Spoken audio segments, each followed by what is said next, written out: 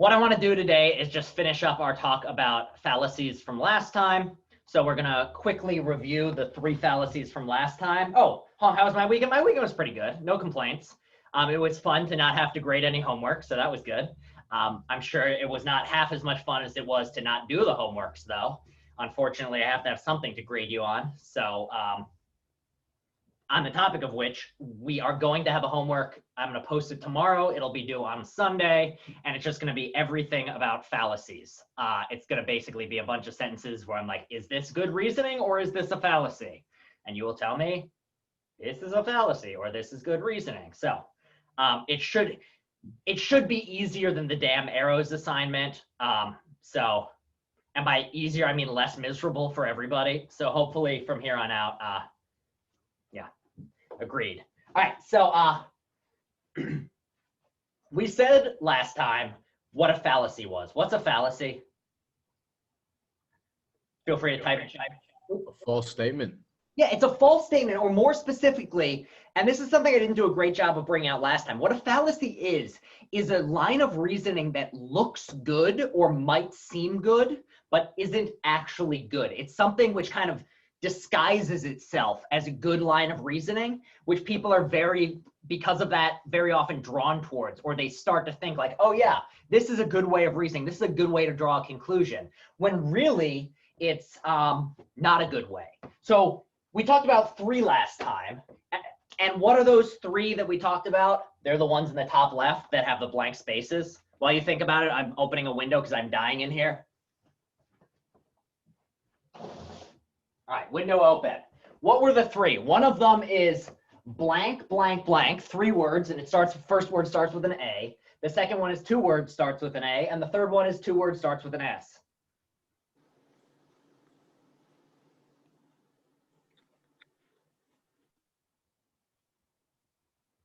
Any takers? Is it ad hominem? Yes, ad hominem is the first one. Thank you, Jeff. Ad hominem. And what did we say that one was? Anyone remember?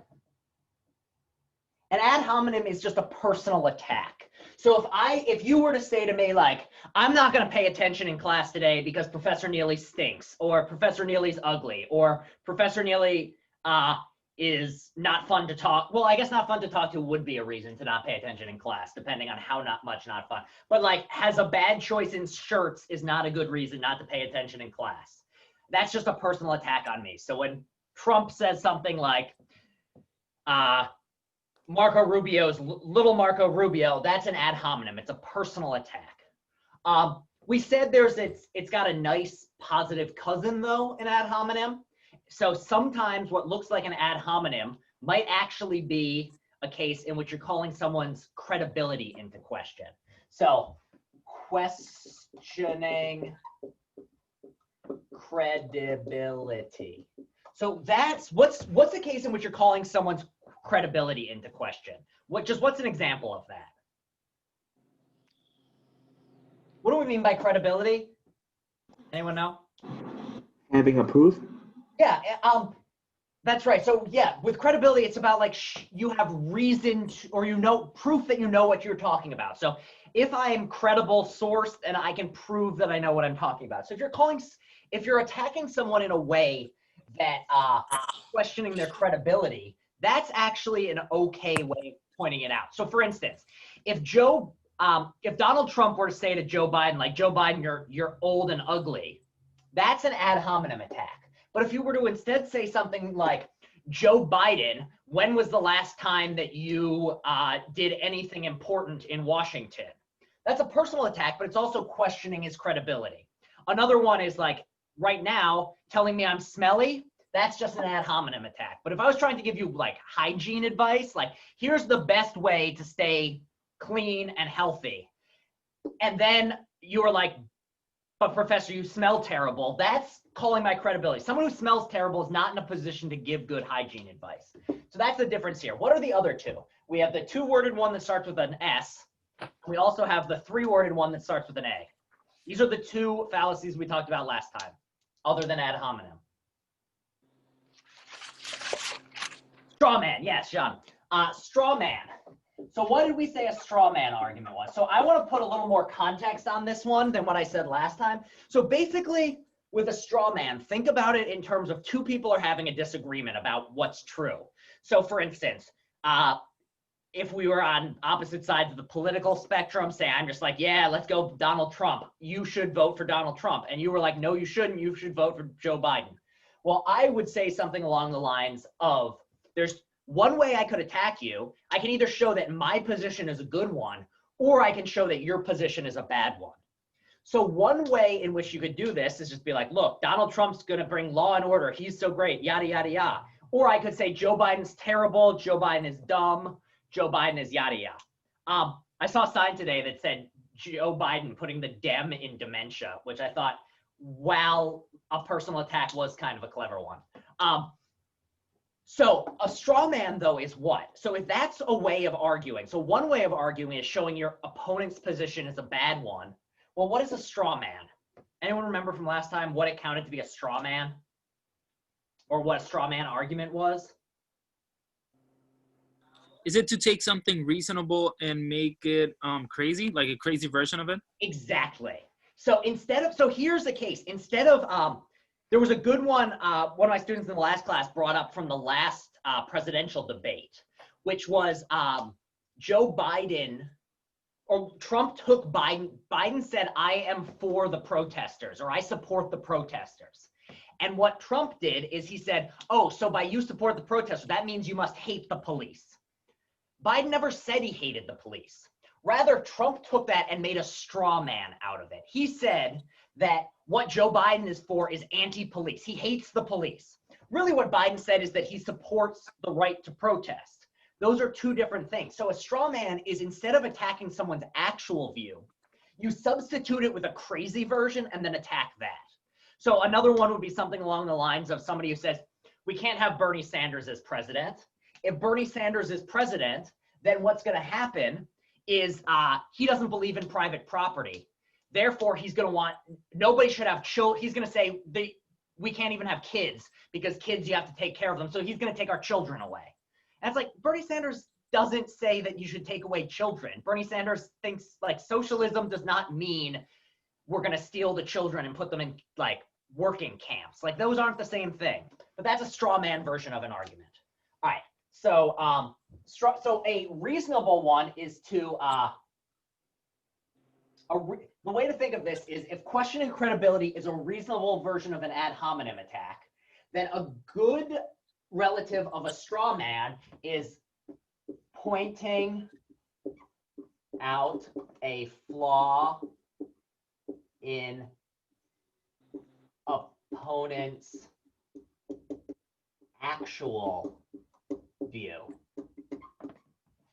So that's don't worry if you have the exact words, but it's basically a straw man is you take someone else's view and you make a caricature of it. So does everyone remember, you know what I mean by a caricature, right? What a caricature is? You know, like if you go to the beach and there's that person who's trying to draw a portrait of you, and instead of drawing you how you actually look, right? Pardon? Something exaggerated, right? Yeah, it's like, you know those portraits of the beach where like instead of drawing you with like the nose is like that big and then your ears look like that? Yeah. Basically, they make you look ridiculous. So that is what you make a caricature or an exaggerated version of this argument. That's what a straw man is. You attack not what someone actually believes, but this crazy version of it. These are very common sorts of things to see in political arguments. And then what's the last one? Anyone know? The authority, appeal to an authority. Perfect, thank you. Appeal to authority. So what is an appeal to an authority? Well, it's just you turn to somebody who has power and ask them what they think. So instead of looking it up for yourself, so like, is it a good idea to drink bleach? Well, instead of looking it up myself, what I can do is go, hey, president, is it a good idea to drink bleach? And if the president says, maybe, then I'll drink that bleach. That's an appeal to an authority. Now, why is this a bad way of reasoning? Well, because somebody with power doesn't necessarily know what the hell they're talking about. So, what is the good relative of an appeal to authority? It's another appeal to somebody, but it's not authority figures. We talked about this last time. Starts with an E. Expert? Yeah, an expert. So while appeals to authority are not good, sometimes appeals to experts are good. And an expert is someone who's a master in the field. So for instance, from my point of view, the president is an authority figure. Donald Trump has power over me whether I like it or not. However, he's not an expert in health things. An expert in health things is a doctor or someone, a nurse, someone who actually knows things about health. And if I have a health question, that is a good person to ask. So asking experts is a good way of getting to the right answer. It's appealing to authority figures just because they have power. That's not a good way of getting to your answer. Now, if a person has power because they're very good at it, and this is why it can seem like a good argument. Very often someone is an authority because they're very good at their job. But it's not always the case. So just because someone has authority doesn't mean you should listen to them. If they have authority because they're an expert, and specifically they're an expert in the thing you're asking the question about, just like Tiger Woods is an authority figure in some ways, and he's also an expert on certain things. What are good things to ask Tiger Woods about? Like, what is he an expert in? Golf? Golf. Yeah, golf is one. It seems like extramarital affairs was one of them. That's the sort of thing that we're talking about. Like, he's an expert in those things. If I'm asking him about like how to get the right size shoe to go running, not an expert. If I want to know how to fix a toilet, not an expert. So it's a key to ask experts who are experts in that field. All right. So these were the three we talked about last time: appeal to authority, ad hominem, straw man. We're now going to talk about the other 1, 2, 3, 4, however many there are. So are we good on board so far?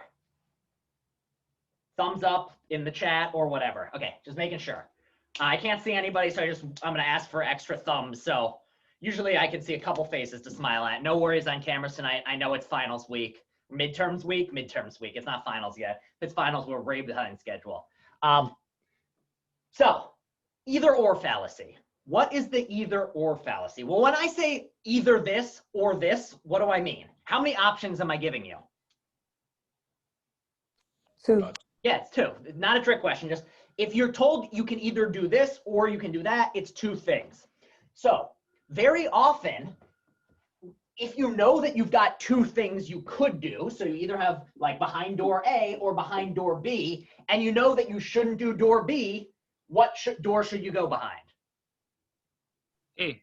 Hey, yeah, and this is a pretty good way of reasoning. So imagine you've got 2 popsicles left in the fridge, you've got 1 lime, and you've got 1 strawberry, and you've got 1 friend over visiting, and you're like, who should get the lime, who should get the strawberry? And you're like, oh wait, my friend is allergic to strawberries. Which popsicle should they get? Who should get which popsicle? The one that he's not allergic to? Exactly, yeah. You eat the one that they're allergic to, they eat the other one. Like, that's just straightforward reasoning. So in this way, if you can show that there's only 2 options and one of them's terrible, then this is a really good way of figuring out what you should do. Now, an either or fallacy is you give someone something that looks like a case in which they only have 2 options, but then what you actually do, and you make it seem like they only have 2 options, but really there are many other options. You're just not putting those ones in front of them. So very often, this is like, I think the clearest case of this sort of one is peer pressure. How does peer pressure work? You're at you're 16 years old at a party. You've never had any alcohol before in your life. You don't really want to drink this alcohol. And then somebody comes over to you, and what do they say? Drink it or you're a loser. Exactly. Drink it. That's option A. Or you're a loser. Very often it's you're and then in much meaner term. But that is a false dilemma. In this case, are there actually only 2 choices you have? Either drink it or you're a loser? No, what other things could you do? Like, you know, it would be pretty badass if you just clocked them in the face. Like, losers don't just punch people in the face when they try to get them to drink. That would be a badass thing to do. So that's a third option that's on the table. There are more options than just drink or be a loser.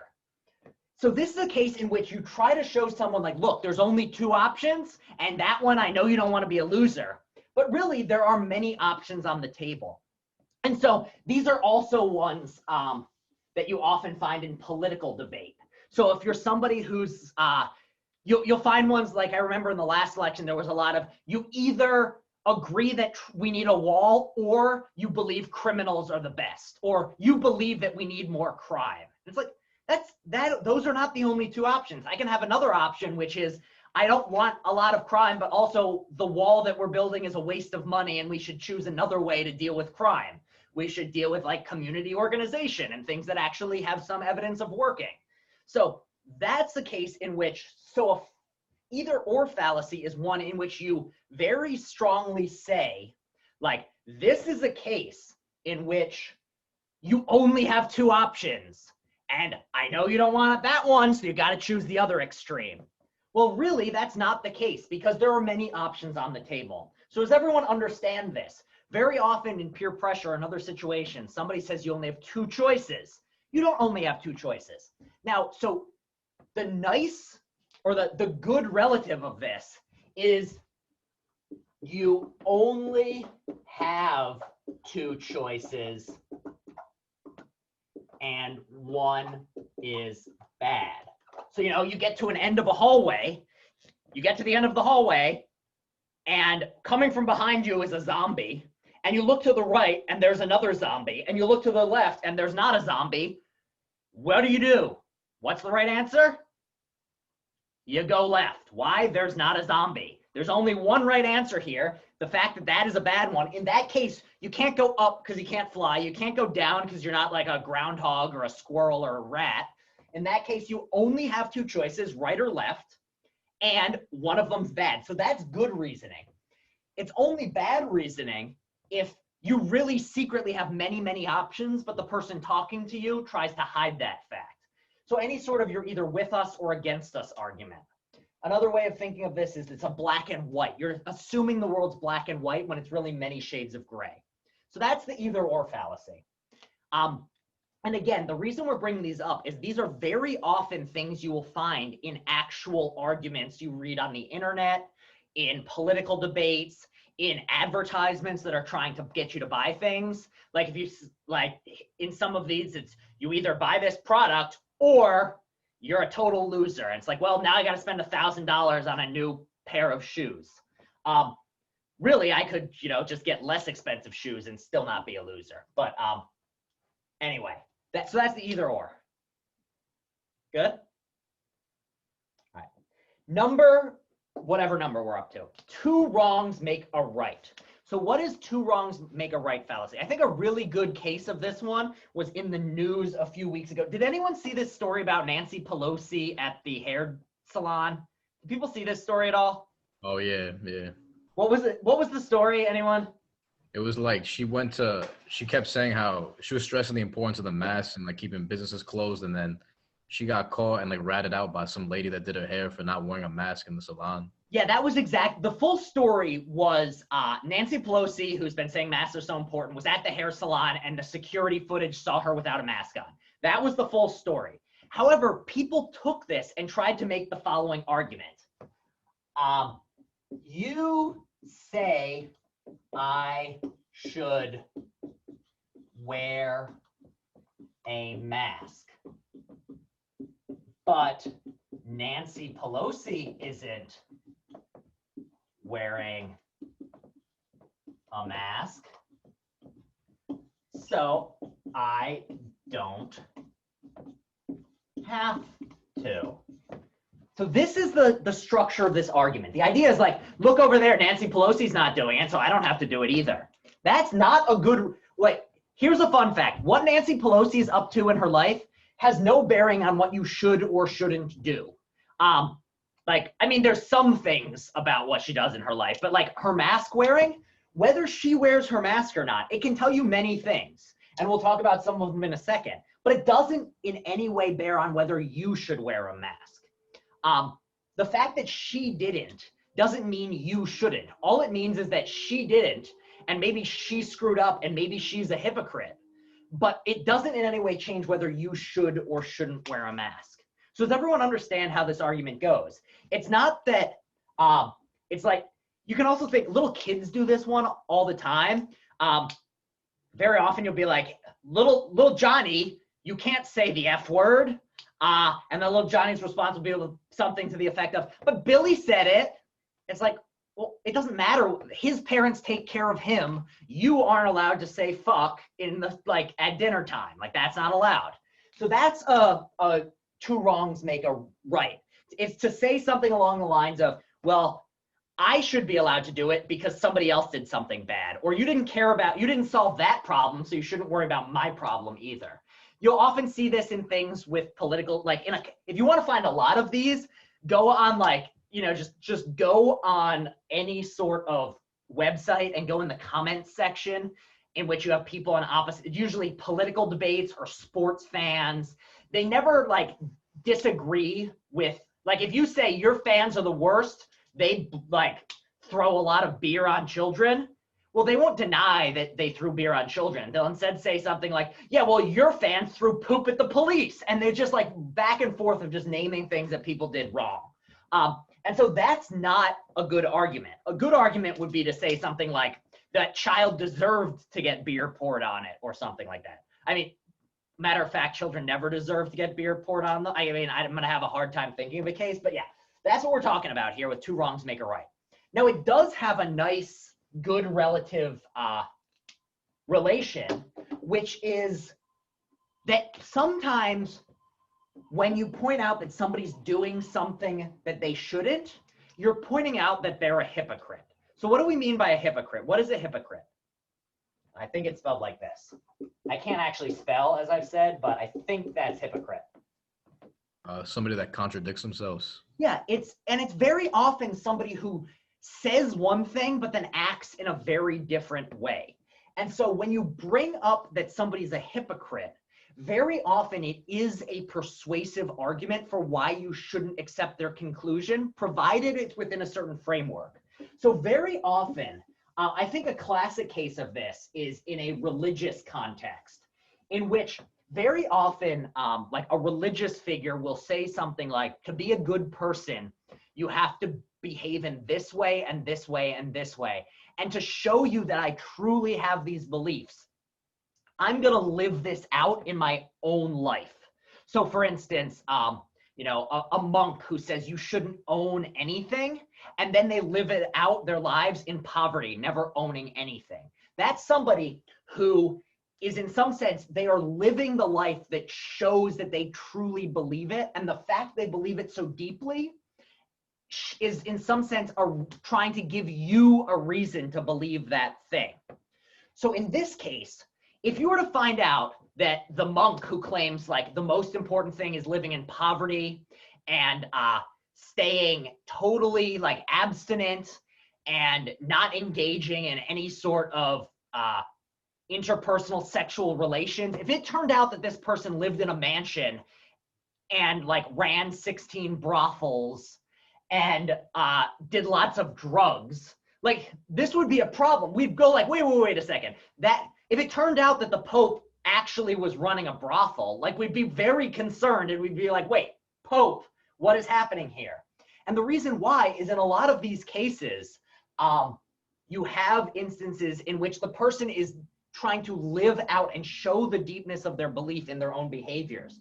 So in the Nancy Pelosi case, the fact that Nancy Pelosi didn't wear a mask doesn't show that you shouldn't wear a mask, but you could argue that it shows she's a hypocrite and therefore not someone you should trust in a position of power or something along that line.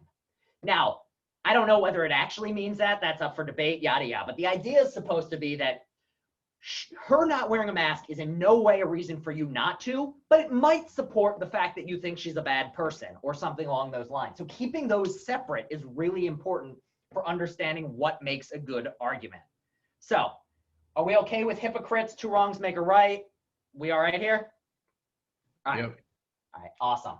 Okay, so I want you all to pay really close attention to this next one because Halloween's coming right around the corner. Irrelevant reasons. Did anyone just follow my reasoning for why I just said you should pay close attention? What was my reason I just gave for you to pay close On attention? Halloween, it makes no sense. It makes no sense at all, but I said it really assuredly. I said you are going to want to pay close attention because Halloween's right around the corner. That makes there's no connection between them. Like the fact that Halloween's right around the corner has no bearing on this class whatsoever. That's a non sequitur or an irrelevant reason. An irrelevant reason is something where you say with absolute certainty, as if there was some connection between the two, such that the first thing you say is, you say it as if it was a reason for the second one, but in truth, it's got nothing to do with it. So another example, you'll often find things in advertisements for this. Like there's one along the lines of like, beer has only 4 ingredients. That's why you should drink it. It's like, huh? Oh, okay, yeah, like 4 ingredients. Maybe my hand maybe has only 4 ingredients of like blood, flesh, and bones, but I shouldn't eat that. The fact that beer has 4 ingredients is totally irrelevant to whether you should drink it or not. Another one is, what is Coors Light's like main advertisement? Does anyone, what is their #1 selling point? I think it's the one about the corn syrup. Like it's made with, is So it that one or less calories? I don't know. That's one of them. Does anyone remember their old advertisement of what it was? Their advertisement was just, it's cold. What? Like the beer, it's cold. It's like, well, I mean, yes, I like to drink my beer cold, but the fact that you're telling me it's always been cold is like kind of irrelevant to whether it's good beer or not. Fun fact, Coors Light is still terrible whether or not it's cold. Like you can't make it taste good. So these are irrelevant reasons. Another one is like, if I were to tell you the human body is over 50% water, that's why you need to come to our exclusive beach resort. It's like, okay, it's true. The human body is over 50% water, but that doesn't mean you should come to a beach resort. The fact that the human body is over 50% water, what does that mean? What follows, or what behaviors should you engage in because the human body's over 50% water? There are reasons, like there are things that that's relevant to. Nick? You should drink more water. Oh, I just said drink water. yeah, drink water. That follows from it. The fact that you're made of water means you should drink water. Like that follows. That is a good, relevant reason to drink water. It is relevant to that point. How much water I'm made of has no basis for whether I should go to the beach or not. That's got nothing to do with it. Car commercials are very often like this. It's like, you have places to go, so buy a Ford. I mean, yeah, that's one way I could get there, but again, like, not really showing. So anytime you see somebody, and it's almost always someone who says it really seriously, and you can, especially if you're in a position of power, and you just say something really, like, with absolute certainty, people will, like, kind of believe what you say, even if they've got nothing to do with each other. So that's like what the Lincoln commercials. Pardon? Like the Lincoln commercials with Yeah. Matthew McConaughey. Oh my God, yeah, those were brilliant. The Matthew McConaughey commercials where he was That was just the like, booger. he was just like sitting in a car and just saying stuff that had nothing to do with a Lincoln. It's just like, how is this a commercial? The ad was, don't you want to be cool like Matthew McConaughey? That was what was written in the background. And here's a fun fact. If you want to be cool, don't buy a Lincoln. I don't know what to drop. Don't buy a Lincoln. All right. So the opposite, the reason that an irrelevant reason or non sequitur can seem persuasive is they're usually delivered like relevant reasons. I can't even, it's been a long day. Relevant. Okay. There, look, it's a T. Relevant reasons. So if a reason is relevant, then it gives you a good reason to draw that conclusion. But not everything that's said like a relevant reason is a relevant reason. If somebody says something really assured, pause and be like, does that actually have anything to do with that other thing? All right, so those are, I now need to, I'm sorry, but I need to follow my own example, and I forgot my water bottle right over there. I will be back in 3 seconds. 1, 2, 3. All right. See, my body is over 50% water, so I got to drink this one. Right. What is an appeal to ignorance? What do we mean by ignorance? What is ignorance? Trump. So when we say that somebody is ignorant, such as Donald Trump, what do we mean by that? There's the pejorative sense of like that ignorant person, but generally what are we talking about in the background? Like if Someone somebody says, that has maybe no idea about a subject. there it is, no idea. So when we say ignorant, what we mean is a lack of knowledge or no idea about the subject. So in the case of Trump, to say he's ignorant is to say that he doesn't know what the topics he's talking about. So like he doesn't understand medical stuff. That's all it means to say you're ignorant. So there are many things all of us are ignorant about. For instance, I am ignorant as hell when it comes to like computer coding. Like I took like an hour-long class on Python once, and that was it. And like since then, no idea. There are many other things. I don't understand how economics works. There's many things I don't understand. There's probably lots of things that I should understand that I don't. I mean, this could turn into a rabbit hole of things I don't understand. So let's avoid that. But an appeal to ignorance is to say, because I don't know that it's not the case, it's the case. Or because I know that I haven't found that it's not the case, it must be the case. So let me pull up an example of this. Does anyone have any examples that they can think of while I find my page of things where someone says, well, you don't know it's not the case, so therefore it might be the case? Can it be something like, all women are the same if I don't know women? Yeah, so that could be a case. Like very often you might have someone who's like, if you don't know a certain group, you might be like, well, I've never met a woman who blah, blah, blah, blah, blah. And that's your reason for thinking like women can't do whatever. So if somebody was along the lines of, well, I've never found a woman president, so that's proof that you can't have a woman president, or that women aren't, that's a bad argument. If you haven't found an example of something, or you don't understand something, all that means is one thing, that you don't understand it. It doesn't say anything else, or you don't have proof of it. So very often there's like these sorts of arguments are very often used in debates against science. So if somebody you see something like this argument in an argument against like evolution, somebody will come along and say something like, well, I don't know that my ancestors were monkeys, so therefore evolution could be wrong, and therefore like that's proof that evolution is bad. It's like, no, all that shows is that you've not done your research, or like nothing is 100% certain ever. The fact that you're not 100% sure does not give you a reason to think the opposite is true. Another one, like I've never seen a ghost, is not a good reason to think that there are ghosts or aren't ghosts. Like all it means is, I don't know, maybe there are ghosts, maybe there aren't. Somebody might know, somebody's done some research, but one way or the other, I don't really know anything about ghosts, so all I can do is stay silent. The fact that I've never seen a ghost doesn't mean ghosts are real. It doesn't mean ghosts aren't real. All it means is, I don't know if there are ghosts. So just because you don't know the answer to something doesn't allow you to do anything. Another one is, the book has an example of the fact that human beings have not found any aliens yet. We've not found any aliens. Does that mean there aren't any aliens? No. No. Does it mean there are aliens? No.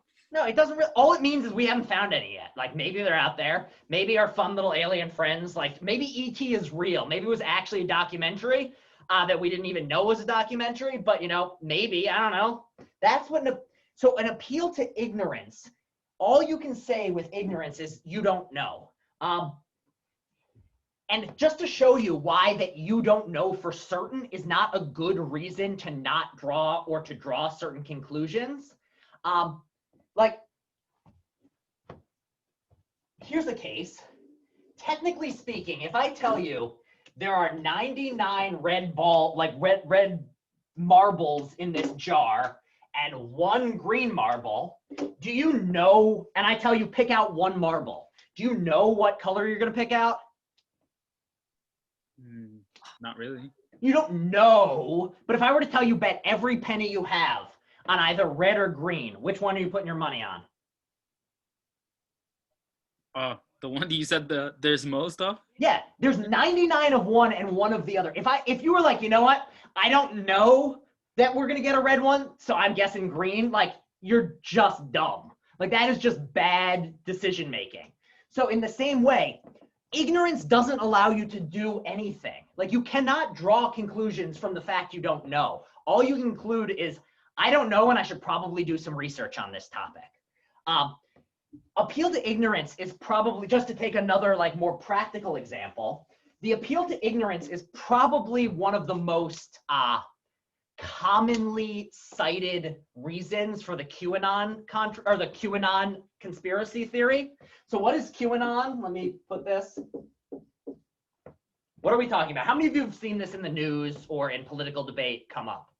I think I saw something on YouTube about it, but I don't really know what it is. So the QAnon is a conspiracy theory that, you think you know how the US government works. Like, you think it's the legislative branch and the executive branch. But you know who actually governs the world? It's the deep state. It's the secretive people in black robes who actually reside under the White House and control everything. That's who's really in charge of America. And that's why everything's happening. And the scary thing is a large number of people accept this conspiracy theory. They truly believe that the reason that Donald Trump has not been as successful in certain policies is that he's been stopped by the deep state who's hiding out there. Now, what is the main evidence that people point to for there being a deep state? Well, it's very often, well, I don't know there isn't a deep state. I don't know that Trump isn't controlled at all times by the deep state. That's not a good reason to think that actually things are under like control of something else. Like, by that reasoning, anything is possible. Like, I don't know there aren't unicorns. I've never seen proof that there's not. Maybe I'm a unicorn. I can transform. I've not lived forever. Maybe in 20 years, I'm just going to grow a horn. Like, maybe. That's not a good reason for concluding anything. So appeal to ignorance is not a good way of drawing any conclusions about anything. However, it is kind of related to something which is sometimes not being able to find something is a sign that that thing doesn't exist. So when are cases in which the fact that you haven't found something is a good reason to conclude it isn't real? Anyone have any ideas? So if I wanted to prove that a certain something didn't exist, how would the fact that I haven't found it?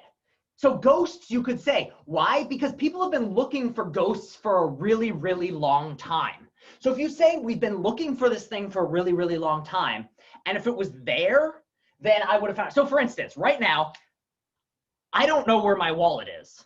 That's actually a matter of fact. I don't actually know. It's somewhere around here. But anyway, here's a way for me to prove that it's not in my pockets. I'm checking I can pull them out. See, there's nothing in my pocket. This is a sign that my wallet is not in my pocket. I didn't find it, but I'm ignorant of its location. But still, there's a good reason to think that it's not in my pockets. Why? Why am I safe to conclude it's not in my pocket? Because you already checked.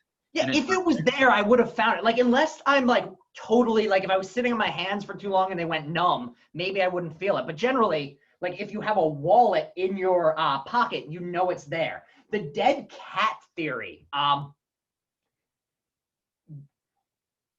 not sure if I know which dead cat. Like, the weird thing that I know of multiple dead cat theories is like kind of strange. But Karen, which dead cat theory were you thinking of? Were you thinking of Schrodinger's cat?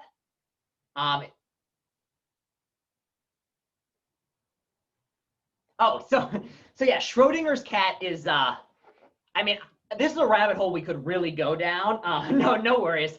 But I don't know how to present. Basically, what Schrodinger's cat is it's a very complicated and very ingenious argument that's trying to argue against a particular theory of particle physics. And it's trying to, I could spend the rest of class explaining Schrodinger's cat. So let's avoid Schrodinger's cat. I think you could maybe say something about Schrodinger's cat in here with ignorance. Because Schrodinger's cats, the idea of Schrodinger's cat is basically there's something in a box and you don't know whether it's alive or dead. And in fact, it's simultaneously both alive and dead because physics. But so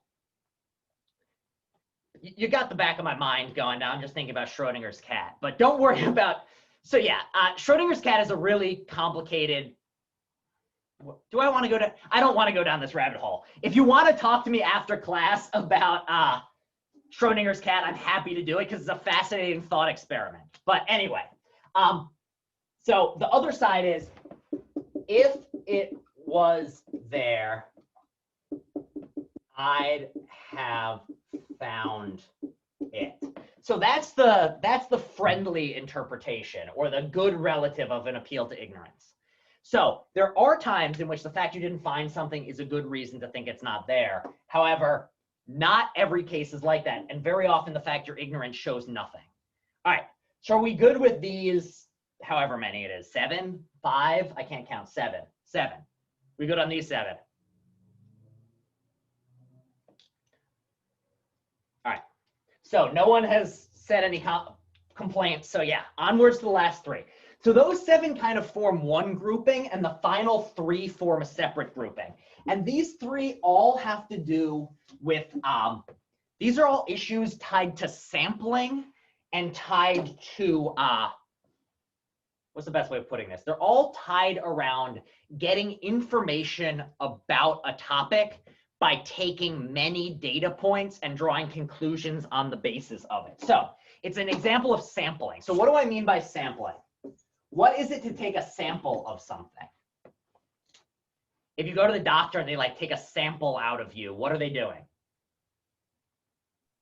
To take I don't know, something to test, I guess. Yeah, it's something to test. And the key with a sample is when you say, I got a sample taken off of my, like, say I had a skin sample taken. How much of my skin did they take? Did they flay me alive?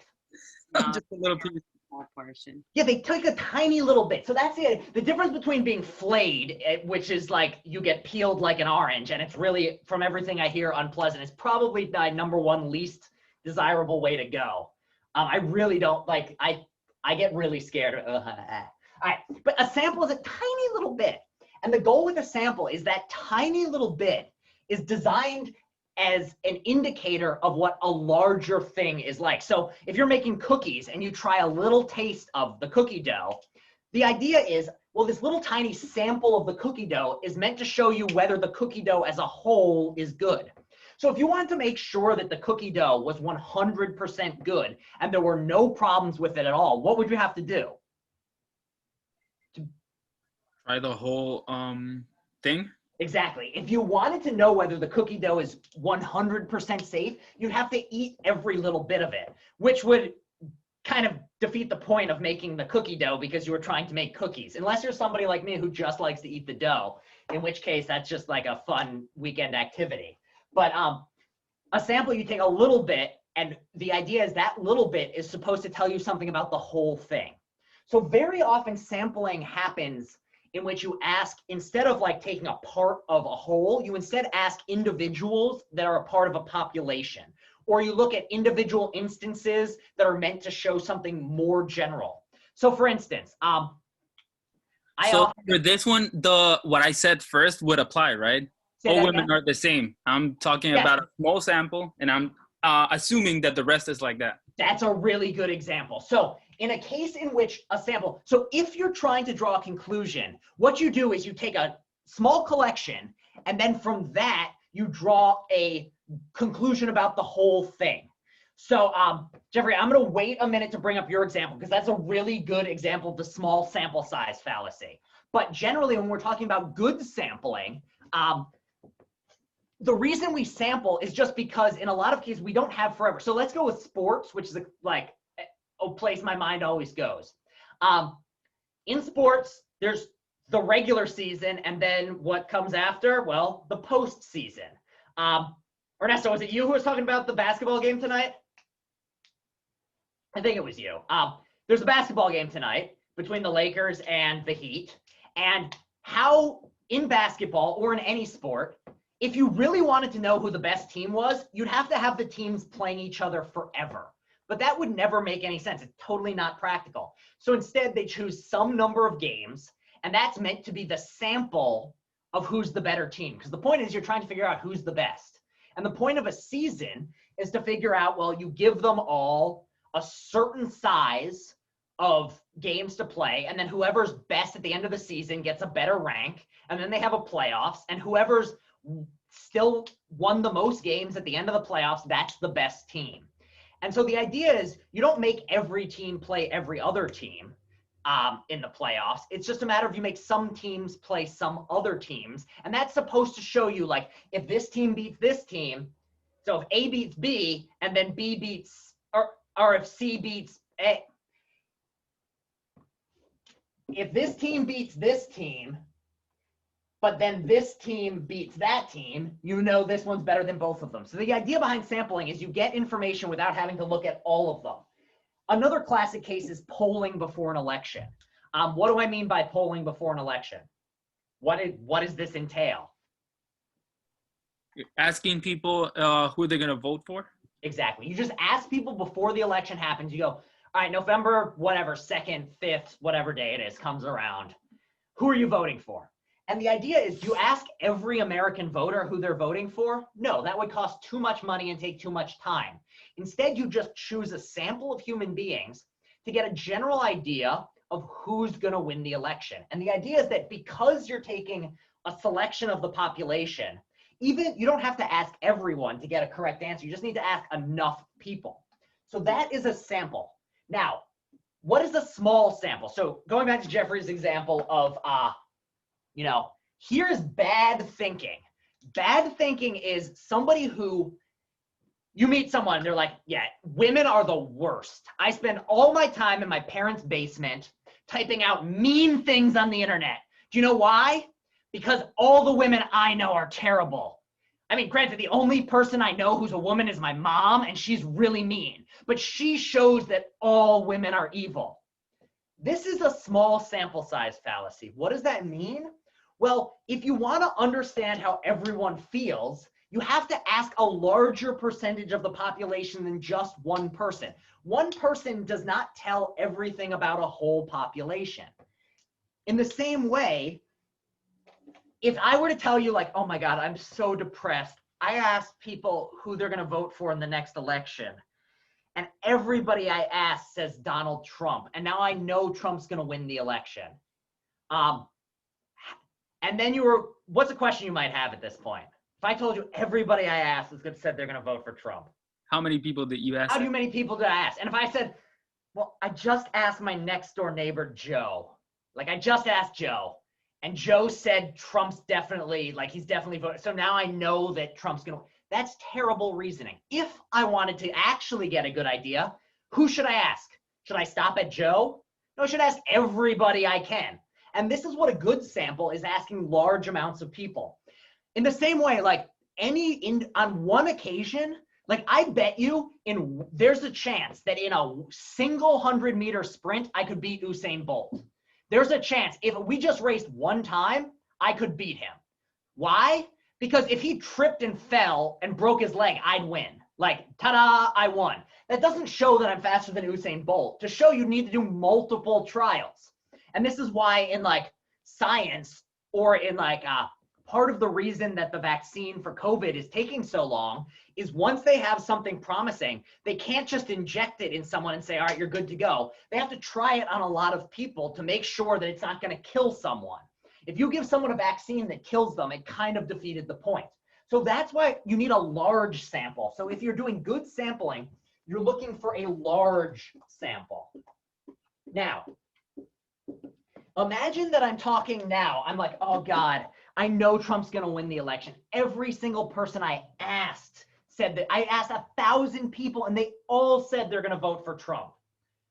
Where's another way my argument what's another reason I could be thinking in a bad way, or I could have flawed reasoning? If I asked 1,000 people and every one of them is voting for Trump, does that necessarily prove that Trump's going to win, or might I have made a mistake?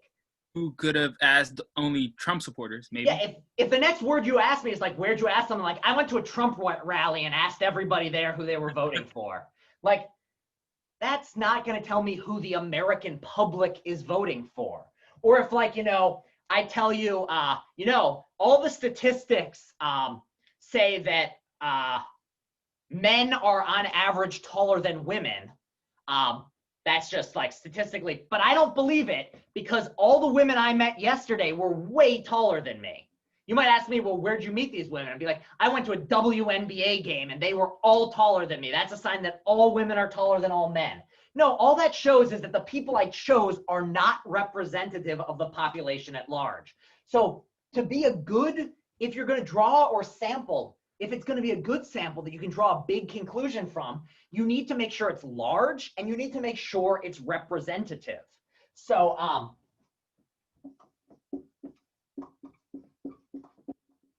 So very often you'll read statistics online where people are arguing for certain conclusions, and then you actually read the methods that they're using, and you'll realize this is not a scientific, this is not good. So statistics are very, very easy to manipulate people with, because if you put stuff in numbers, very often people are just gonna be like, well, the numbers say this, but you have to look a little more closely. So very often, you end up finding things like, so here's one, every single year so baseball, it's the game, you throw a little ball and you hit it with a stick. That's all baseball is. Simple game. That's why I'm gonna win the World Series personally. But anyway, every single year there's a particular team who scores the most runs. Anyone know who the team is that every single damn year scores the most runs?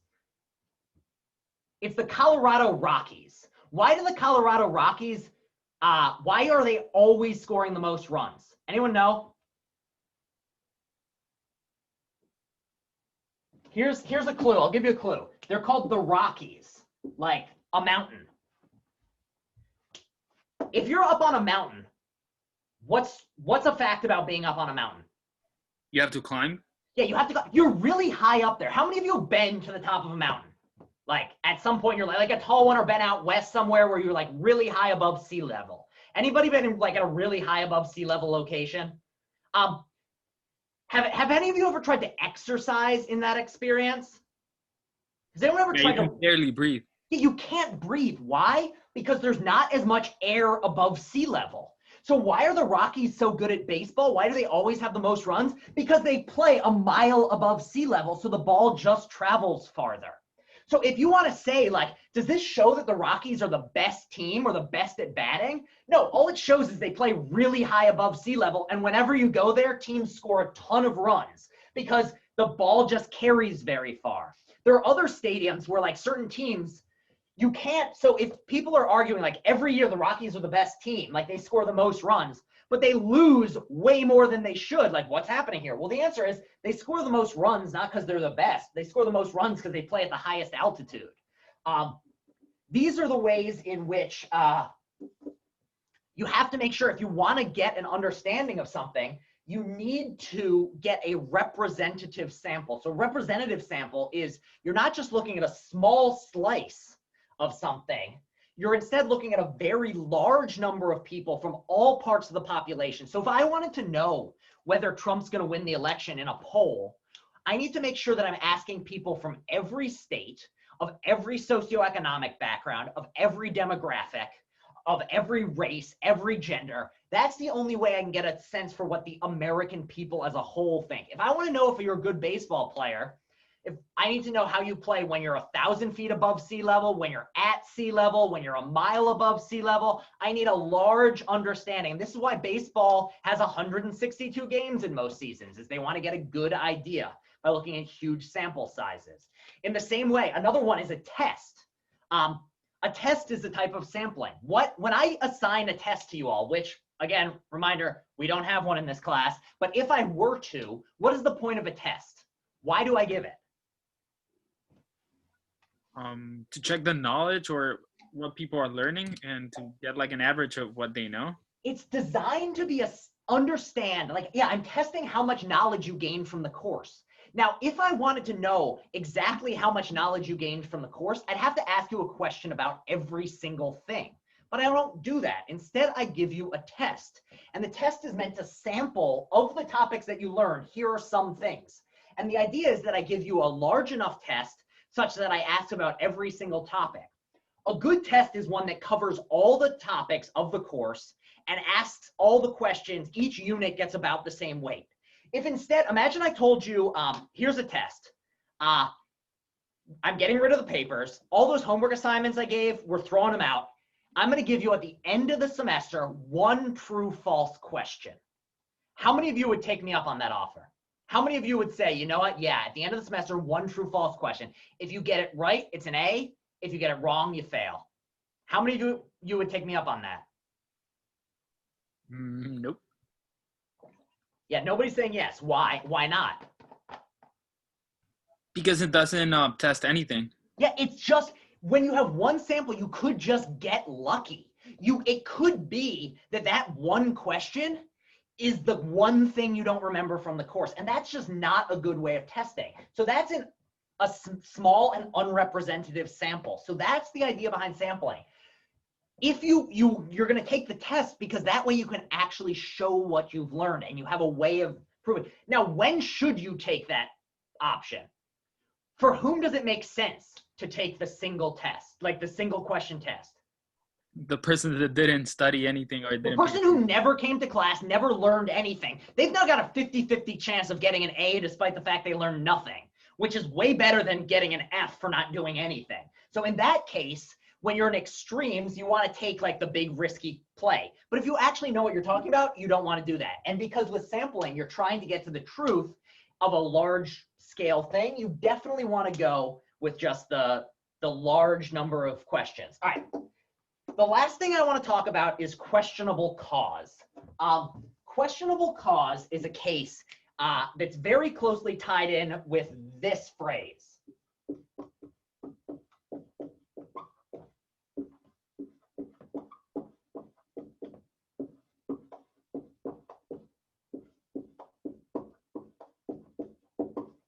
How many people have seen this phrase before? Correlation does not equal or does not mean causation. How many people have seen this phrase? It comes up a lot in, like they talk about it in science classes. You'll read it online sometimes. All right, so let's work it through here. What does causation mean? What does it mean to say one thing caused another? This is a tougher question than it seems, but like, yeah, so it's kind of the result of, it's one thing makes it the case that another happens. So, you know, I let go of this. What causes it to fall? Gravity? Gravity. Gravity is the thing that made it fall. If I were to turn around and punch this window, what would be the cause of my pain? Do you broke the window? Yeah, there'd be like pieces of glass in my hand. Like that would be the cause of my pain. So the cause is just the thing that makes it the case that the other thing happens. What is a correlation? Well, a correlation is just two things that move or change together. So for instance, I'm going to show you a very nice, strong correlation. See the blue marker and you see the red marker. When one of them goes up, the other one goes up. When one goes down, the other goes down. When one goes this way, the other goes this way. This is correlation. When one moves, the other moves. That's all correlation is.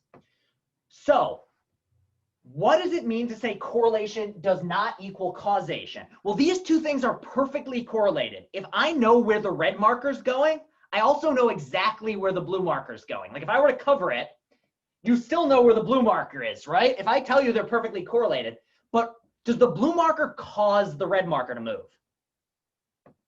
Is the blue marker what's making it the case that the red one's moving? No. No.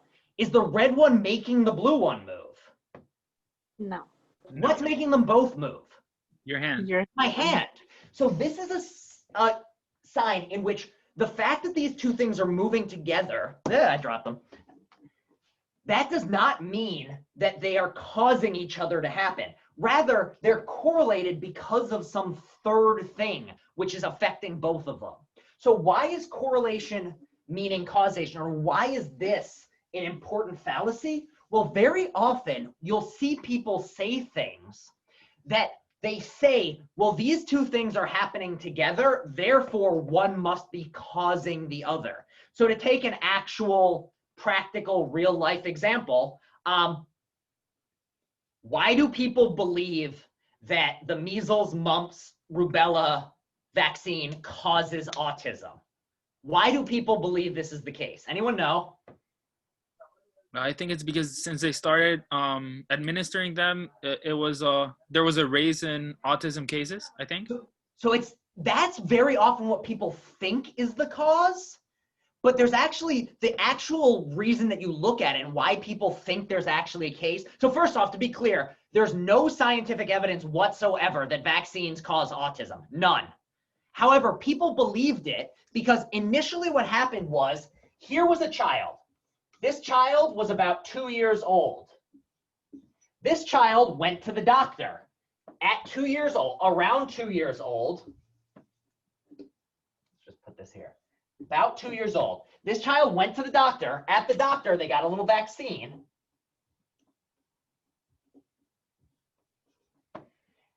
And then, so this was, let's say they were 1.9. Now at around 2.01, they start showing signs of autism, autistic behaviors. So people started to conclude what?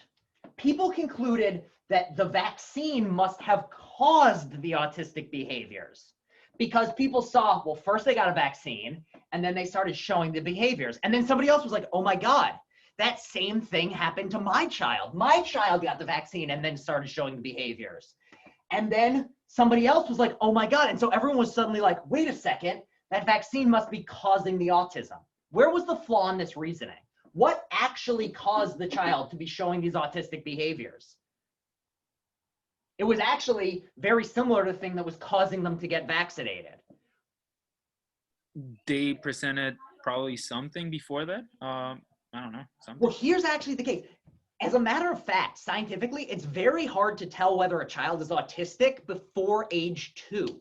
At around age 2, a child that's autistic is going to start showing the behaviors of autism because autism is a social sort of behavior. John says they're too little. Yeah, before 2 years old, you're too small to show social, like you're not a social creature. When you're little, all you do is poop and cry and eat. So at that age, you cannot show autistic behaviors. So it's only about around age 2 that you start to show any behaviors that could be said to be autistic. Well, it just so happens that about age 2 is also the age at which people start getting their MMR vaccines. Like it just happens that that's when they decide it's most effective. So it's not that the fact you're getting the vaccine is causing the autism. It's rather that your 2 is causing both of them. It's the fact that you're 2 years old is causing it to be the case that you're starting to show autism. Now, another really good case. Here's the case.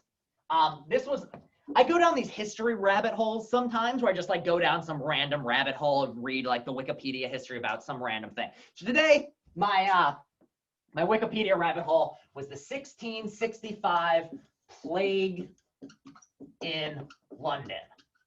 So, the 1665 plague in London. What happened? Plague came along and a lot of people died. So here's what happened. Somebody came along and realized, wait, there's a lot of people dying in these particular neighborhoods. So, you know, they're dying around, I don't know how to, that's the worst skull and crossbones ever, but you get the general gist. So let's actually do this. So you've got a lot of people dying. Somebody very quickly realized, you know what? What was actually happening? You know what there were a lot of in this neighborhood where there were a lot of people dying? There were a lot of dogs and cats. So there were lots of cats.